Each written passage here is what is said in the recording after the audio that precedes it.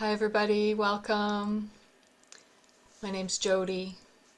Welcome to the Empower Hour sharing circle, stepping into the driver's seat. This is a 5-week series that I'm offering to share with you the journey that I've been on, what I've done to heal myself, and what I've learned along the way. So just a quick recap, this is week 4 already, wow. On the first week, I shared just a little bit about my transformational story. I need to do more of that. There's so much, it's so multifaceted, right? It's not, nothing is, everything is simple, but stories are complicated. So my story is one of those long, complicated stories, and it's going to take a while to, I think, hash it all out. So I gave just a brief overview of that on week 1. I talked about stepping into the driver's seat, raising our frequency and vibration, and the power of the love, peace, harmony mantra. And I wanted to start there to honor my teacher and that mantra because when I first started singing love, peace, and harmony, I was in really, really, really rough shape. And relatively quickly, things started shifting. So and then in week 2, we talked about the power of food as medicine, the power of fasting, and the power of listening to your body. And then last week, we talked about the power of breath work, the power of chakras, energy centers, and the 5 elements. And this week, I'd like to talk about the power of focus, where we put our focus. I want to talk about the power of forgiveness, letting go, surrender, and the power of gratitude. So, on the beginning of my journey, I spent 13 years in the mental health system. And what was I focusing on? I was focusing on the hell that I was living in. And what I've learned since is what we focus on grows. Where we put our attention is what is going to grow, because we're creating our reality. With each thought, each word, each action, each decision.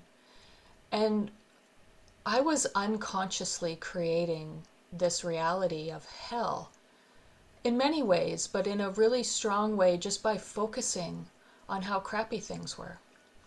And I, of course, had no idea that I was doing this. So things were, painful, emotionally painful, physically painful. Everything just sucked for a really long time. Like I lived in hell for a really long time. And so that's what I was focusing on because I didn't know any better. And so what we focus on grows, and so it got worse and worse and worse, and hell got deeper and darker for a very long time until I hit rock bottom in 2010. And it's actually it was the end of May that I woke up strapped to a hospital bed in the year of 2010. And so I downward spiraled for a long time. Probably the downward spiral started before I ended up in the mental health system, but definitely those 13 years in the mental health system were as a severe downward trajectory.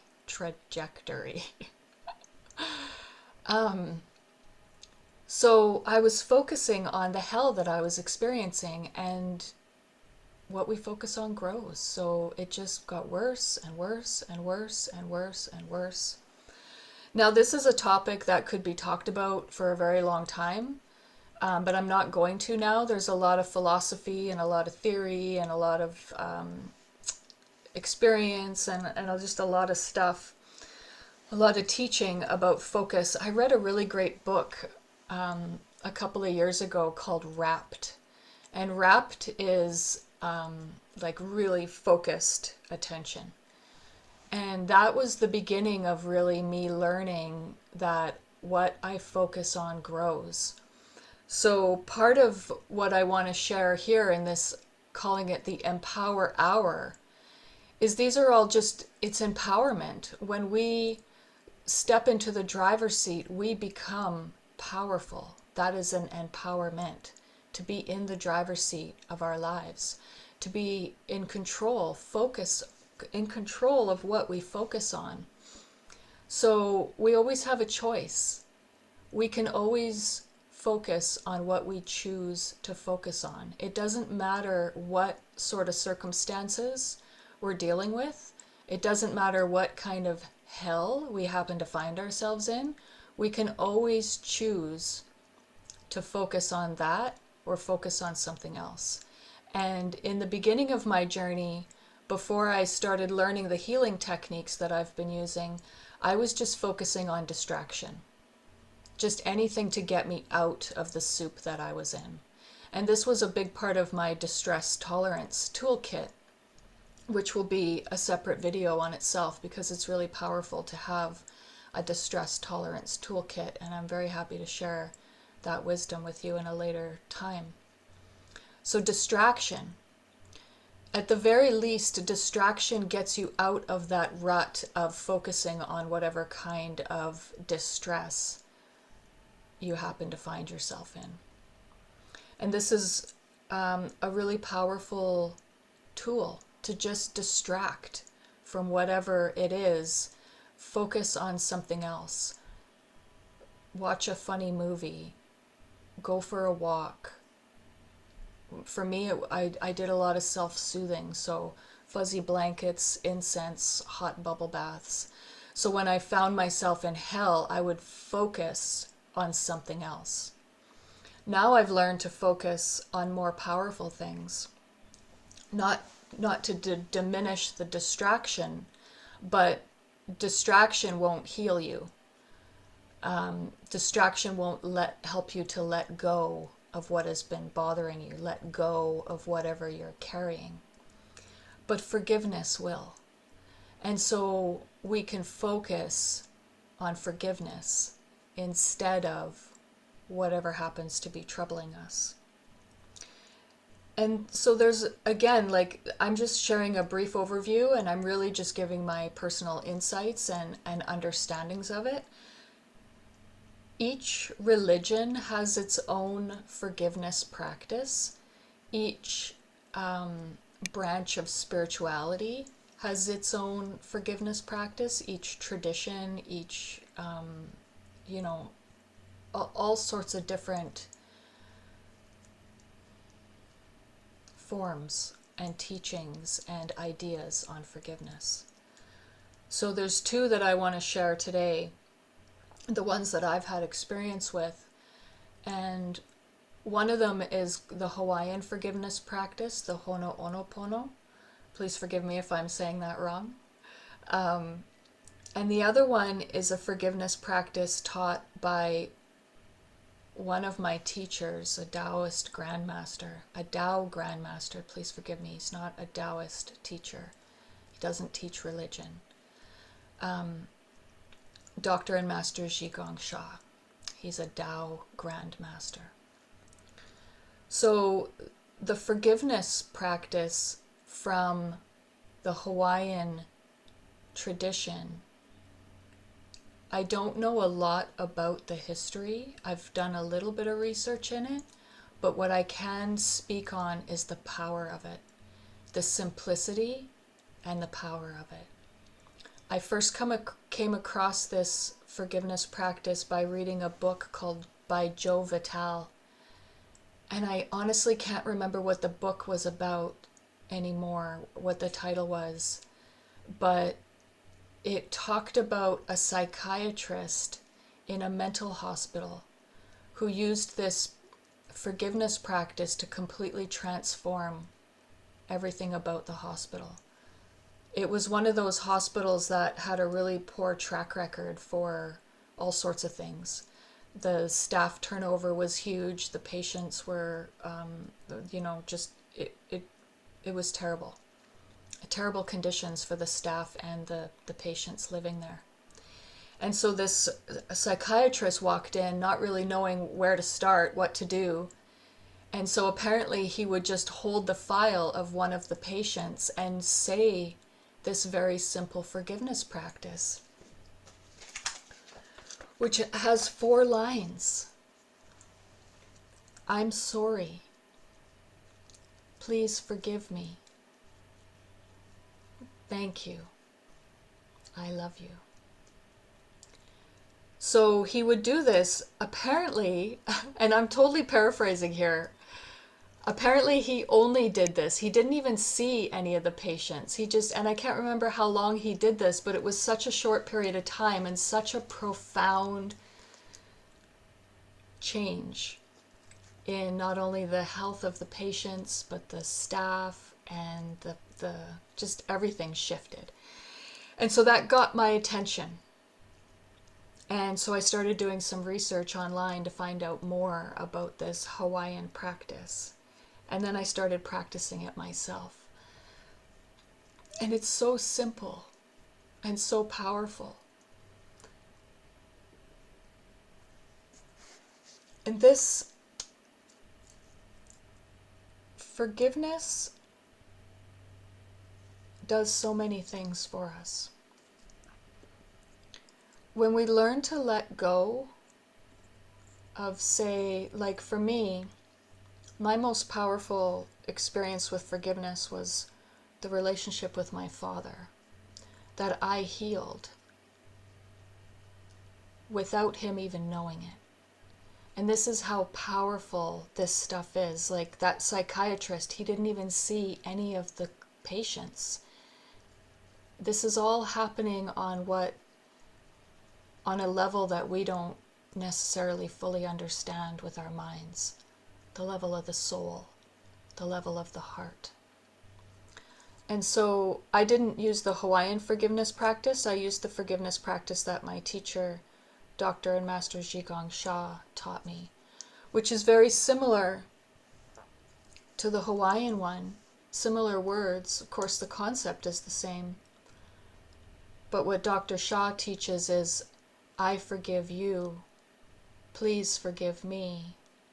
Bring love, peace, and harmony. And so we can do this to heal relationships. We can do this to heal our physical body, our emotional body, our mental body, our spiritual body. We can use it to heal our finances, any aspect of our life, really.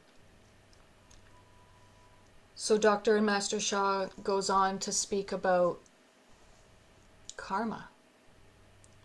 We've all heard what goes around comes around. What you reap is what you sow. This is the negative information that we've created in this lifetime and in previous lifetimes. Now, whether you believe in reincarnation or not doesn't really matter, because we can just talk about this lifetime. We don't have to go into the deeper teachings. We can, but we don't have to. We can just stay here surface level at this lifetime. We've all made mistakes. We've all done things that we wish we hadn't. I did a lot of things when I was going through my mental health struggles that I look back on now and I just shake my head. And I've done a lot of forgiveness practice around it, because I was so twisted in my thinking, so righteous and justified in my actions. So I've done a lot of forgiveness practice. A lot of forgiveness practice with my father. We had a very rough relationship. I wasn't raised by him, but I did spend a short period of time in his care, and it ended badly. It was traumatic. And I was young when I left. I was 12, and so I carried that trauma and festered a lot of anger towards this man. A lot of anger. Hate, even. I spent a long time with that energy in me. And so when I started doing forgiveness practice, it was hard in the beginning because I didn't think I had anything to be sorry about, because I was the child and he was the adult. I wasn't ready to own my part in many things, actually. So when we begin these practices, quite often, like many things, it's surface level. You may not fully believe it, you may not fully feel it, but when you do the work works. So I so wish that I had documented this journey better. Specifically, the journey with healing the relationship with my father. Because it was so drastic, the change. Like most of the changes that I've experienced, most of the transformation that I'm going to talk about, that I have been talking about, and more that I want to share,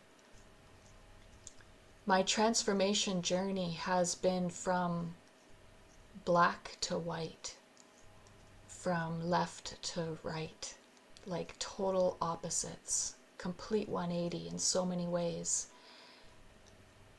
So I went from hating this man to spending my 40th birthday with him and his wife for a week. And it was such a beautiful time. We rekindled our relationship. We got to know each other, both as adults. I had done a lot of work in the spiritual realms doing my forgiveness practice. He had no idea. He wasn't a part of that at all. So I know how powerful this is from experience, because I did that. That was a cause from the effect of me doing that work. There's no other explanation. And I didn't even need him to do the work with me. He didn't even know I was doing the work.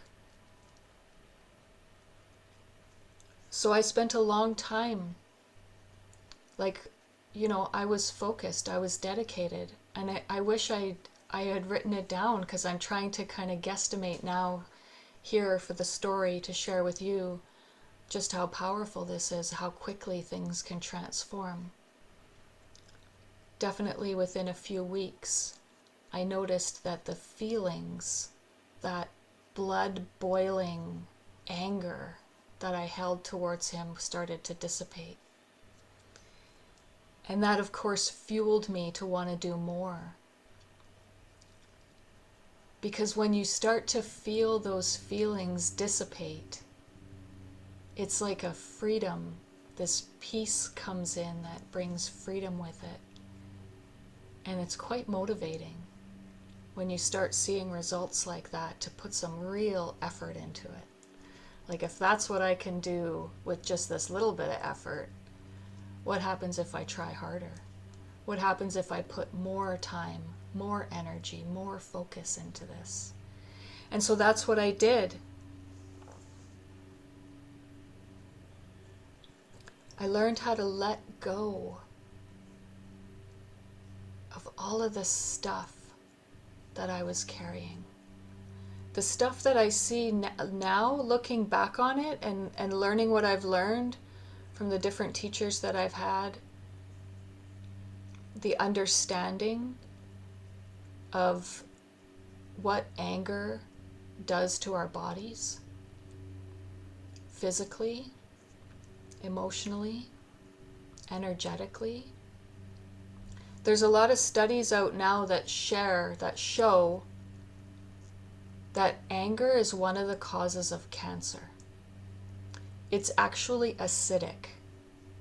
When we walk around with resentment and anger and hate, it's like acid in our bodies.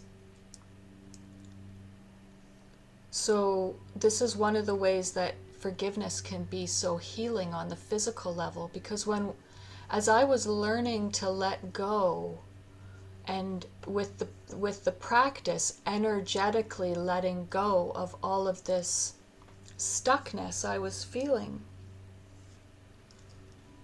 It was also healing my physical body, my emotional body, my mental body, my spiritual body.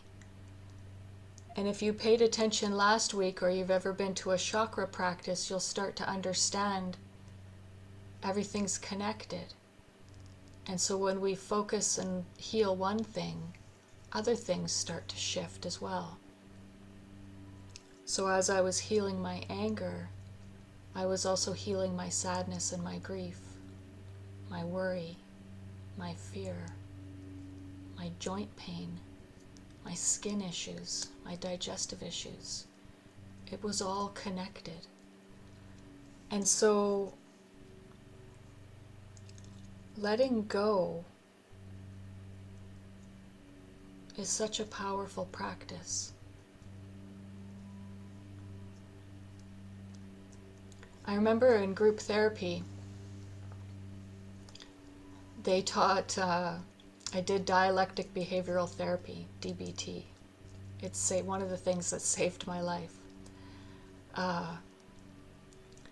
They taught us to imagine, like, pick up all of the stuff, like a lot of what DBT is centered around is helping you to basically gain control of yourself, your emotions, your thoughts. Teaches you how to have healthier relationships, teaches you distress tolerance, and teaches you mindfulness. So the idea is to not carry all of our baggage with us. They were teaching us how to let go in a very physical sense without getting into the spiritual teachings that I quite often talk about. Just pick up all the stuff, they said, like all of the stuff that you're carrying. For me, we'll go back to that anger with my father. Pick it all up, all the feelings, all of the memories, all of the thoughts. Put them in a bag.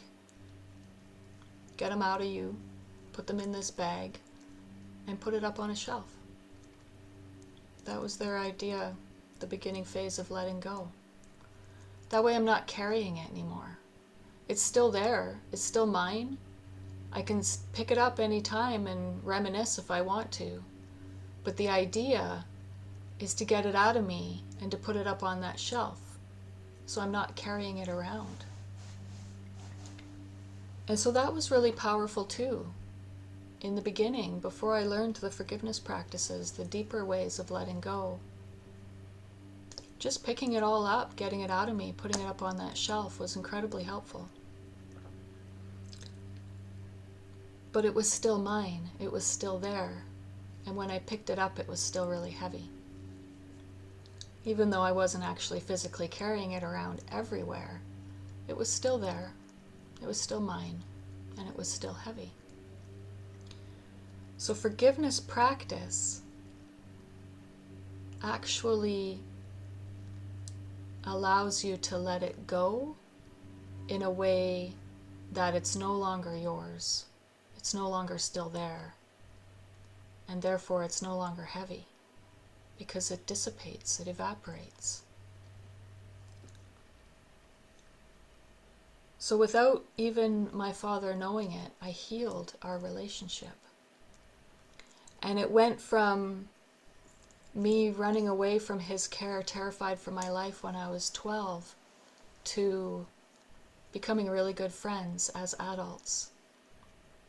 Me having to take a step back and recognize that he was doing the best he could at the time with the tools that he had.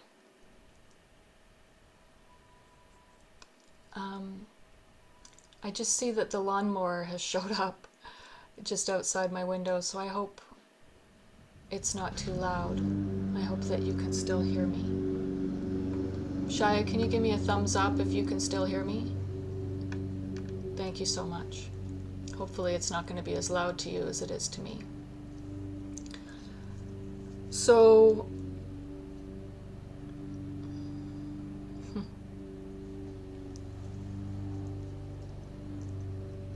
I'm talking about the power of forgiveness and letting go.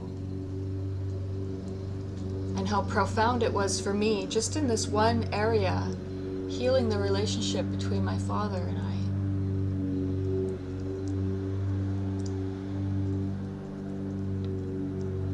We're all human. We all make mistakes. Part of maturity, maturing into an adult, is giving others grace and recognizing that we're all perfectly imperfect. I've made many, many mistakes in this lifetime, and I believe in previous lifetimes. And if that's true for me, then it must be true for my father. And so understanding that he was doing his best, as you do these practices, this forgiveness practice, the stuck energy gets cleared and you have realizations and aha moments and deeper understandings.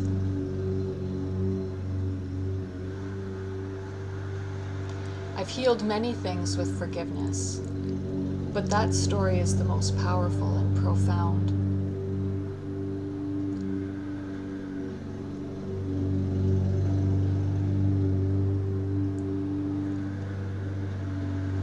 Now I start my day with forgiveness practice.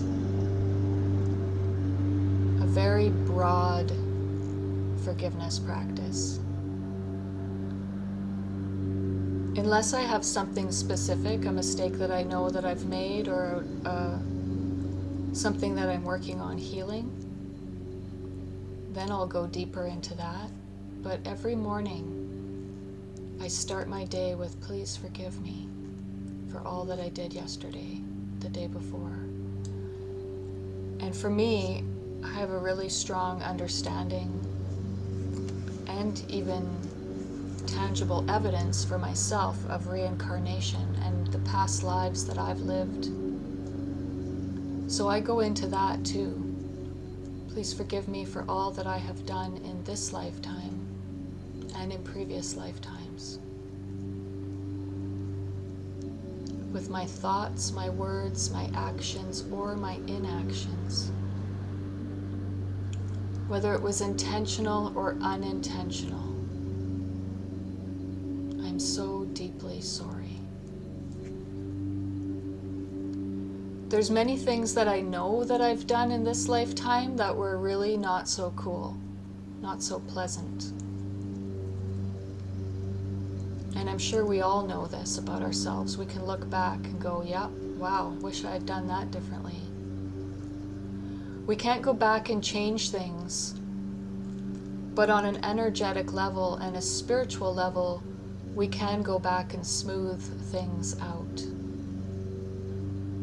And as we smooth things out from our past, it actually goes into our future and smooths things out there. And so this is part of the power of forgiveness. It changes our past and it changes our future. I should probably say it can change our past and it can change our future. Because I'm not saying that this is the only way and it always happens that way. There's so many different variables for many things. I'm not here making any claims of grandeur or making any promises, but it's definitely been my experience that forgiveness practice has the power to change my past. It has.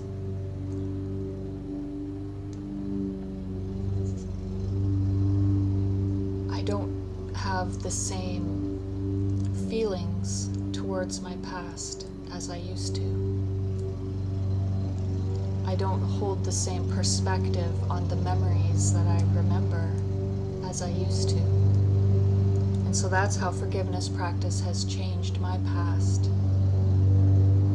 And I have a really deep understanding as well of how forgiveness practice has changed my future. Part of what Dr. and Master Zhigong Sha talks about is blockages.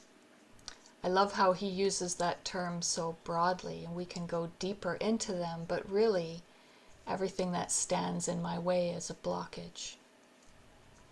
And we can go in and remove those blockages with forgiveness practice. As we remove those blockages, it smooths out our future. This is how powerful forgiveness practice is. This is how powerful we are, because we have the choice all the time what to focus on. So back in the day, before I knew about any of this power that I explain and share in these series, I was just focusing on my victimhood, focusing on blaming everybody else for my situations. And so now when something comes up, whether it's in a relationship or something in my physical body or emotional body, my mental body, I recognize that this is a blockage that has come up, and I have the power to transform it. And this is a choice, and it's not always a simple choice, because our minds can be quite active and our egos can be quite in charge. The ego doesn't want to admit that it has any part in these mistakes that we've made. So definitely in the beginning of these practices, it is work to remember, to recognize, and to choose to focus on healing instead of focus on victimhood and blame. And it's like a habit. I was in the habit of blaming others for my circumstances. I was in the habit of seeing myself as a victim. And over time, I've learned that I'm not a victim. I'm actually a creator. And I absolutely cannot blame anybody else for my circumstances. That's been a practice, a journey, and I'm still on it. Every day, we want to do this work, because little by little, it chips away. Little by little, we make these changes.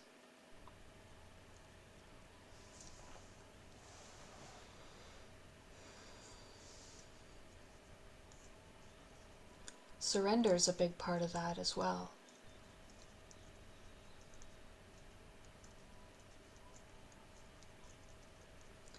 It takes surrender to do a true forgiveness practice. I had to surrender my ego. I don't know if that's the right terminology, surrender the ego. I had to let go of my ego and admit that I had any part of that before I was willing to do the work.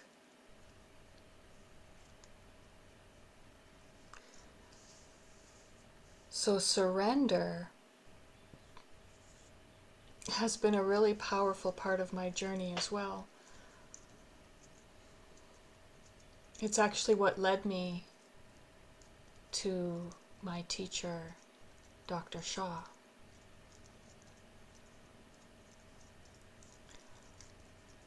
This story always brings a really big smile to my face and a bit of a chuckle.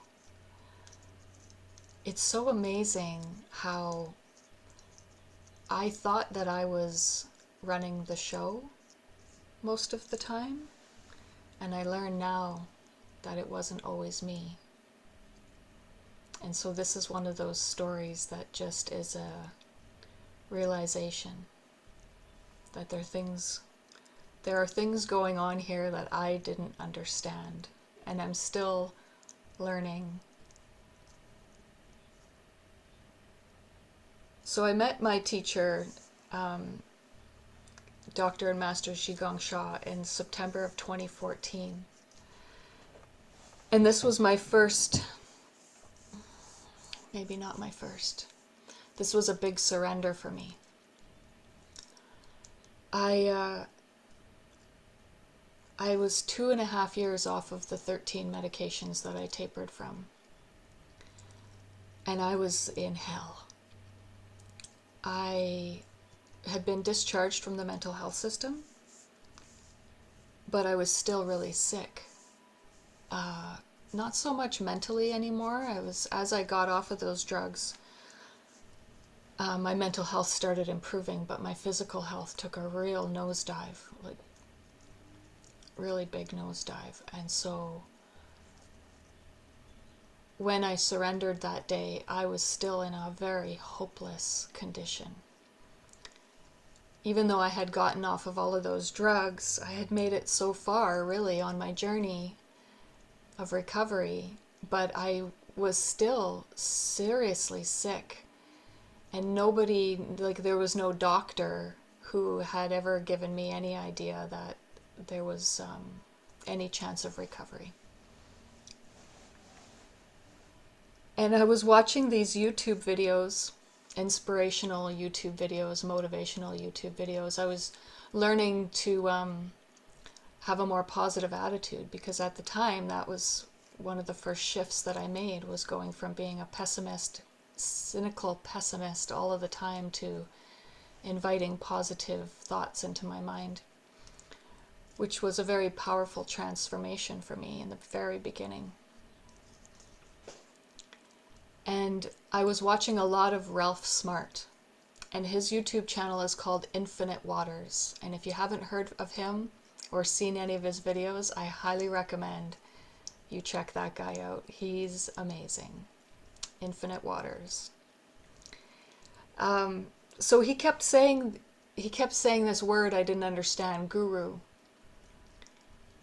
And I didn't really understand it, but it sounded like this was something that I needed. And so I was raised as an atheist.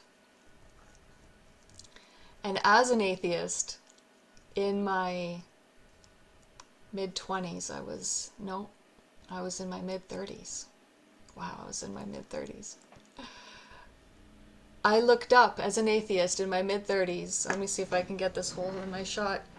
I looked up like this, like raised my hands, looked up, and I said, if I need a guru, please show me. And at the time, I didn't know what I was doing, because I was an atheist. Like, who was I talking to? I have no idea. I know now that something took over. My soul knew what it was doing. My soul was asking for help. I have goosebumps everywhere as I say this. I received that help. I received my guru. A couple of weeks after that happened, my surrender, I was handed a book. And this is in that first video that I did, a brief overview of my healing journey, I think it was called. I went to a women's health show and I was handed a book called Soul Healing Miracles.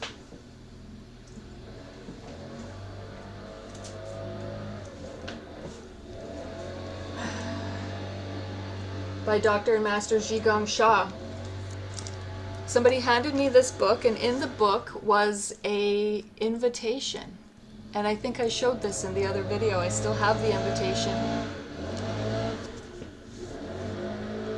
And that was the beginning of my journey with Dr. Sha, who I see now as my guru. That's not what he calls himself. That's not what other people would see him as. But for this story, this purpose, that's what happened. I surrendered. I asked for help. And I received it. I've been studying with Dr. and Master Shah for over 7 years now.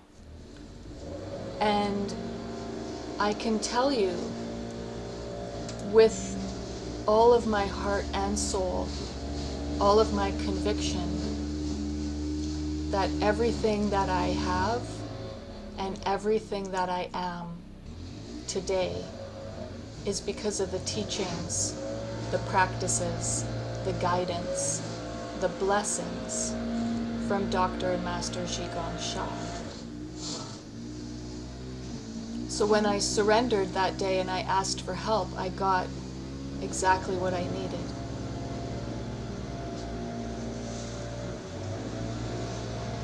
This is how powerful we are. What we ask for, we receive.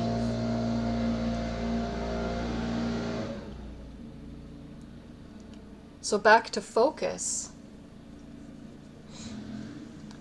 If we're focusing on what we don't want, I used to do this a lot.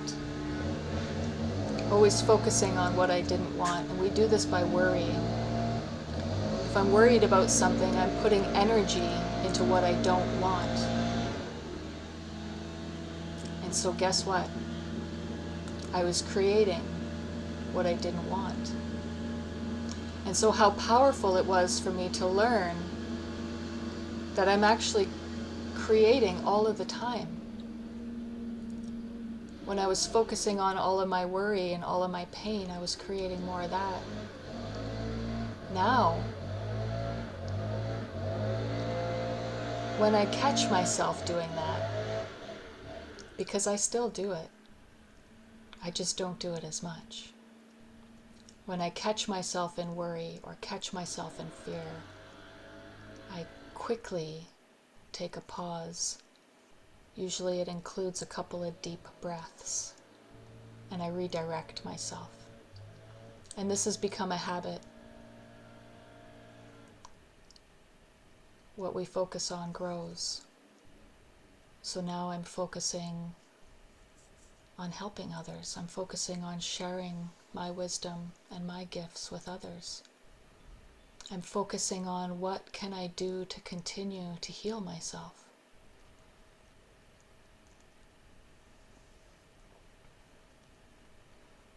I'm focusing on gratitude. This is another thing that we always have a choice about, what we focus on. There's always something to be grateful for.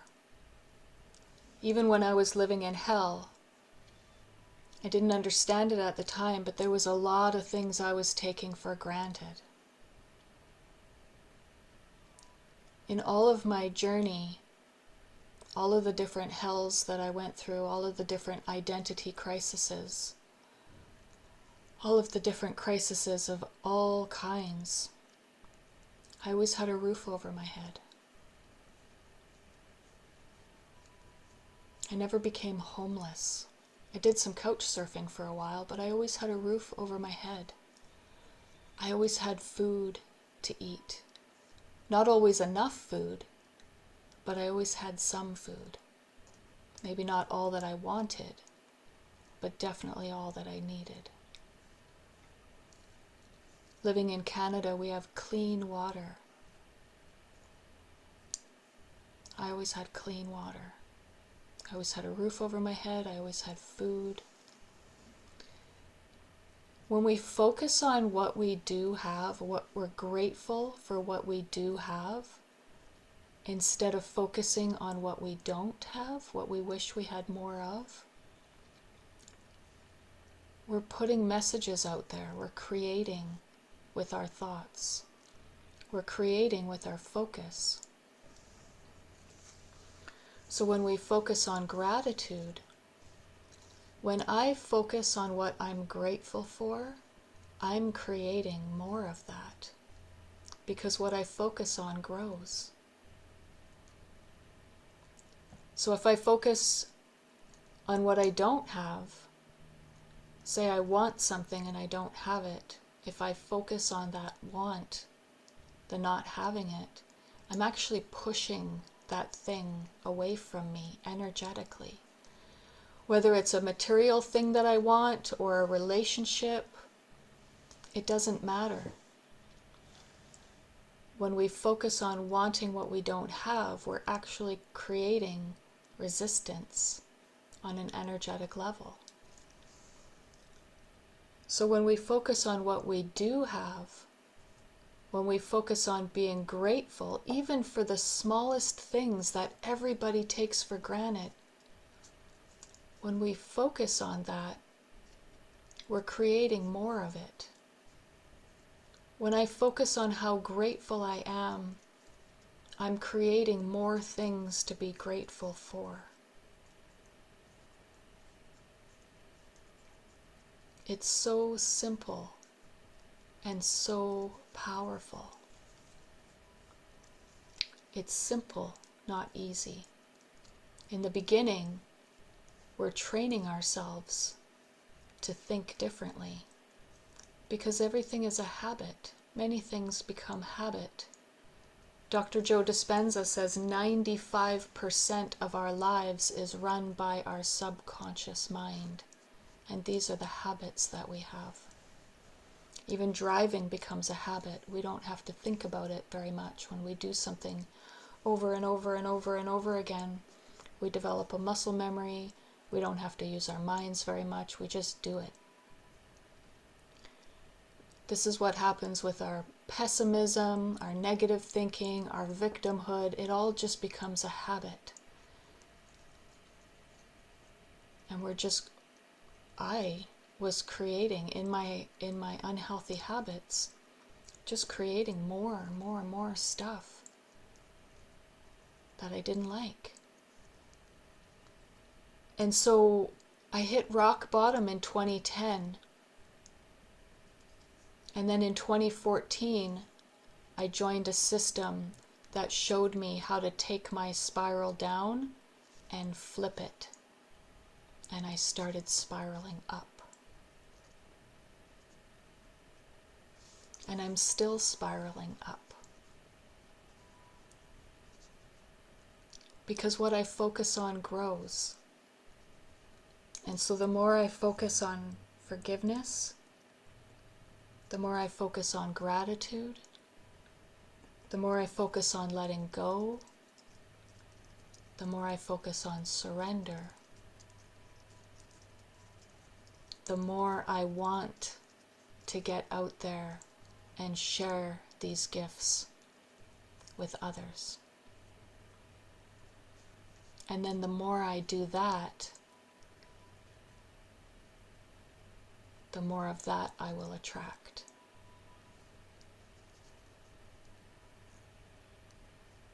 Wow. It's kind of mind-boggling. Like I try not to spend too much time thinking about all of this stuff because the mind tends to go around in circles, but as I'm speaking it, I've got like this mind blown.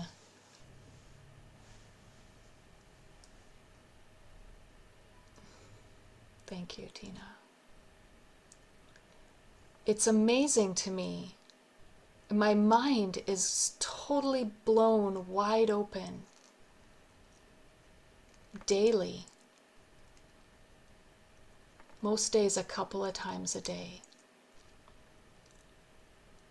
At where I am today, even compared to 3 years ago, 5 years ago, 10 years ago I took my last psych med. 12 years ago I woke up strapped to a hospital bed. And what I used, the techniques that I used to heal myself and every aspect of my life, are all so simple and so powerful. Does that mean that the journey is easy? No. there's a big difference between simple and easy. It wasn't easy, but neither was living in hell.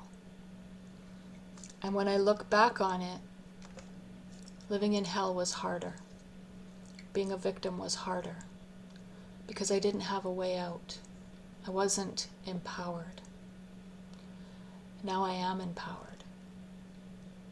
So even when stuff comes up, as it does all of the time, I have tools that will quickly shift whatever I'm going through. This includes things that are in my control and things that are outside of my control. Because I even have the power to shift things outside of my control with forgiveness and gratitude. One of the ways this happens is through perception. Because when I change my perception, everything changes. And it's not because I've changed the actual thing, it's because I've changed my perception of the thing. So we have all of this power that we can learn to tap into. And this will be probably the topic of next week, which is potentially the final episode in this series. Not that it's the end of me sharing, this is just the beginning. I'm really just learning, I'm practicing, I'm letting go of my fear. Next week I want to share more. Where are my notes? I want to talk about this power that we have within and how we can connect to it. That connection. Connecting to ourselves. Reconnecting to our body. Connecting to our environment. Reconnecting to our planet. And connecting to a higher power. Reconnecting to our source.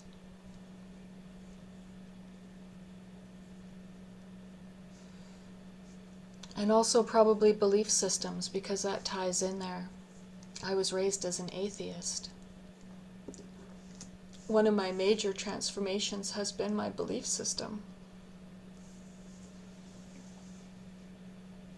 And that, like perception, our belief systems are our perception, basically. So when I started changing my belief systems, my perception, everything started shifting.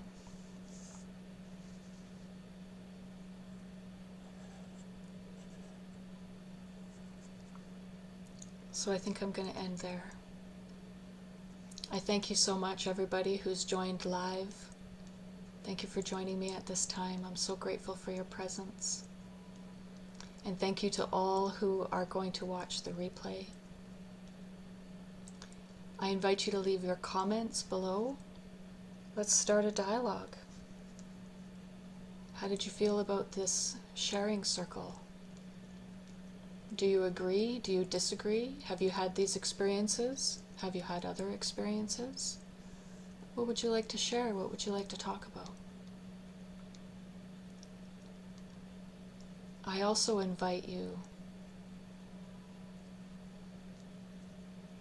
to connect with me deeper.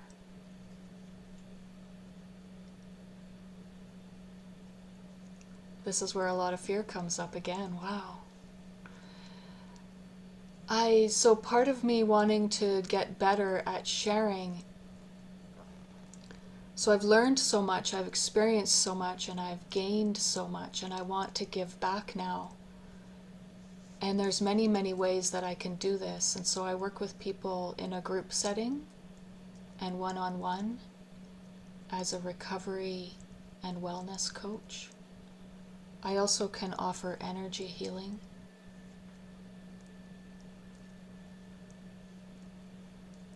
So I invite you to to connect with me further. I hope you have a wonderful day, evening, night, wherever you happen to be in the world. And I look forward to interacting with you more and further. Thank you so much. Take care.